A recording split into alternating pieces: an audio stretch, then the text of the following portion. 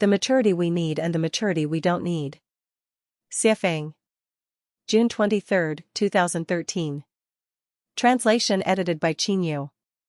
Only mature fruits have delicate, sweet flesh that is suitable for eating and rich in nutrients. Immature fruits are astringent, sour, lack moisture, and have coarse flesh. Therefore, one should eat only mature fruits. Only mature seeds have full grains, their life's non-material structure is perfect, and their vitality is abundant. This allows them to sprout, grow, flower, and bear fruit in the future. Therefore, the seeds stored in the granary must be mature. Only mature individuals are flexible, smooth, and boundless, like flowing water that adapts to any shape and continues indefinitely. They can unite seamlessly with heaven, earth, and humanity, without obstacles or hindrances. They can maintain harmony with all things in the universe without self-interest. They can merge with the Tao without individual desires, pursuits, attachments, or possessions. Therefore, only mature individuals can become celestial beings or Buddhas and live in the heavenly realms. However, this kind of maturity is not what is needed. Fruit that is picked before it is ripe and left to mature over a few days or a period of time is not desirable. Maturity that comes before childhood is complete, where someone becomes prematurely adult-like, is not needed. Maturity that appears before the end of adolescence, where someone is too mature for their age, is not needed.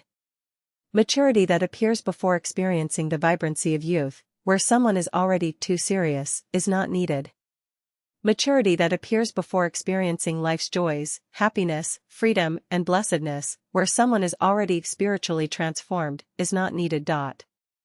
Each stage of life should display its unique characteristics. Premature maturity goes against the Tao of the greatest creator and the natural laws.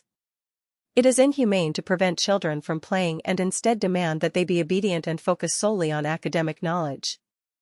It is inhumane to prevent teenagers from being high-spirited and full of ambition, only to require them to study, think, and bear heavy burdens.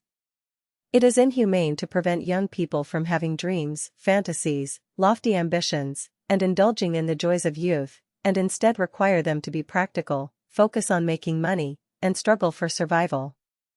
It is inhumane to deny people a life of joy, happiness, freedom, and blessedness, while insisting they endure hardship and suffering to achieve spiritual transformation. Buddha and celestial beings embody their nature. To fully live in one's nature is the will of the greatest creator in creating life. Therefore, any maturity that suppresses or destroys one's nature to force maturity is unnecessary. In reality, whether a being is a celestial being or Buddha is not determined by age, knowledge, experience, or understanding of spiritual practices, or if they have learned any profound theory or practicing method. If one lives in their true nature, they are already a celestial being or Buddha, a beautiful life united with the greatest creator.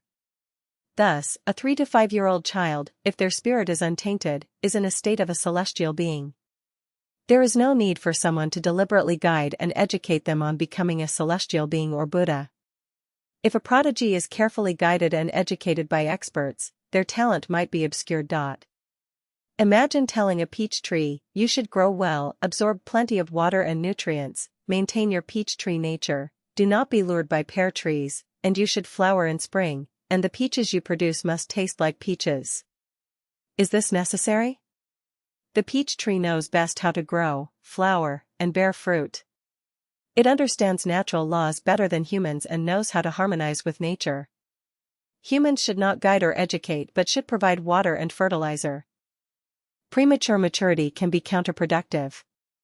If a person does not live in their true nature but spends every day thinking about how to gain praise and eulogy by showing maturity, this kind of maturity is undesirable.